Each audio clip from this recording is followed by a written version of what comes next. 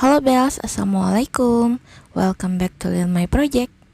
Hari ini seperti biasa di awal bulan aku mau share ke kalian monthly budget untuk bulan Agustus.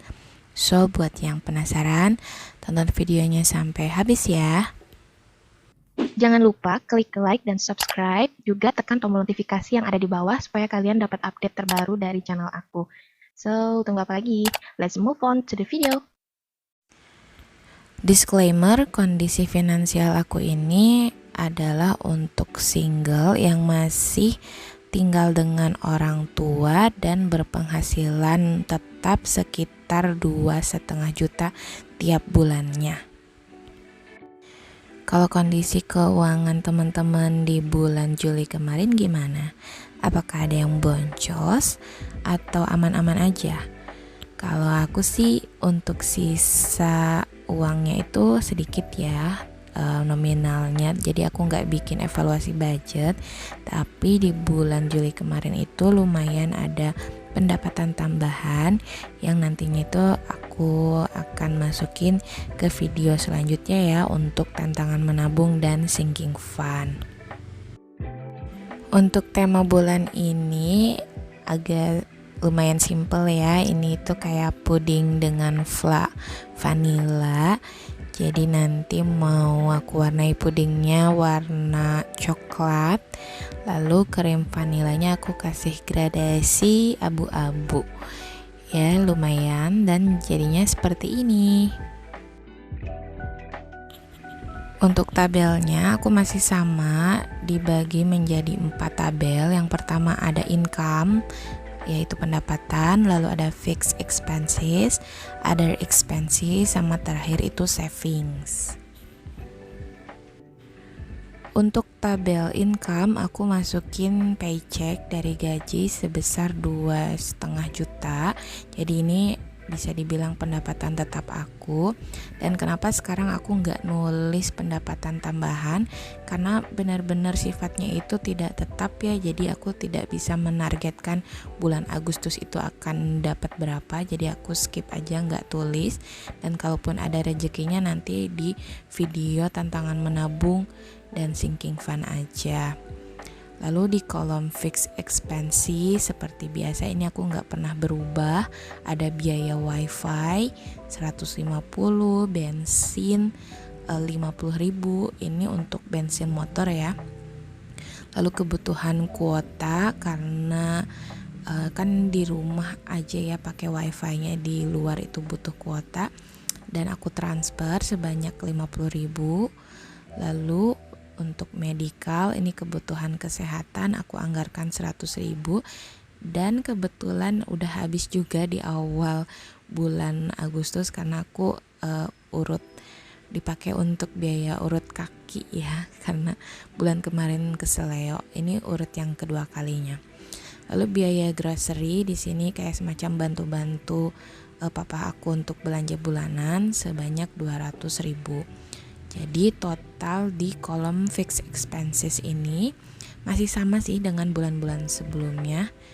Kurang lebihnya itu kalau tidak salah 550.000.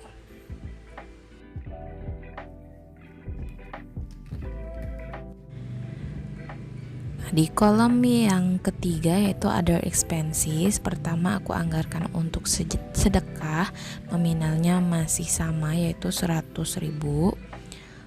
Lalu poin yang kedua tetap aku anggarkan untuk pegangan ya, untuk jajan sebanyak 400.000. Dan ini tuh gak pernah ada sisa guys, jadi karena aku tukang jajan sih, jadi setiap bulannya tuh ya selalu segitu dianggarkannya. Yang ketiga ada body or skincare. Ini aku anggarkan 100.000 aja untuk beli keperluan, ya itulah yang kecil-kecilan sih, skincare gitu. Lalu ini kedinasan aku anggarkan 100.000 karena udah mendekati bulan Agustus ya, maksudnya udah mendekati 17 Agustusan, pasti nanti kedepannya bakal ada banyak pengeluaran untuk kedinasan. Lalu olahraga aku anggarkan 200.000. Ini semacam untuk biaya zumba atau fitness dan lain sebagainya. Clothing, karena ada yang harus aku jahit bajunya, jadi aku anggarkan besar sebanyak 300.000.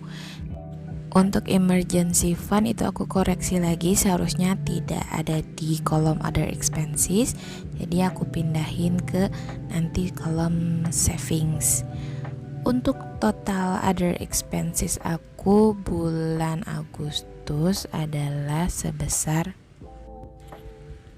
1.400.000. Jadi itu aku ada yang ketinggalan, harusnya ada biaya jaga-jaga sebesar 200.000. Nah, nanti juga aku akan koreksi. Pokoknya total akhirnya itu harusnya 1,4. Dan masuk ke kolom terakhir yaitu savings. Di sini yang paling pertama emergency fund, aku anggarkan besar yaitu 500.000. Lalu untuk weekly savings yang itu ya tantangan menabung mingguan aku, jadi aku masukin ada lebih sedikit 50.000 dari sisa anggaran, jadi aku masukin aja ke tantangan menabung weekly savings. Nah itu aku tulis tambahannya itu XXX, jadi nggak aku sebutkan tambahan penghasilannya berapa ya, karena itu ya, karena tidak jelas akan mendapatkan berapanya, jadi aku skip aja. Nah ini di kolom rangkumannya aku tulis dari mulai pendapatannya sebesar 2,5 juta, lalu dikurangi fixed expenses 550.000, dikurangi other expenses sebanyak 1,4 juta, dan terakhir dikurangi savings yaitu 550.000, sehingga hasil akhirnya atau leftovernya itu menjadi 0.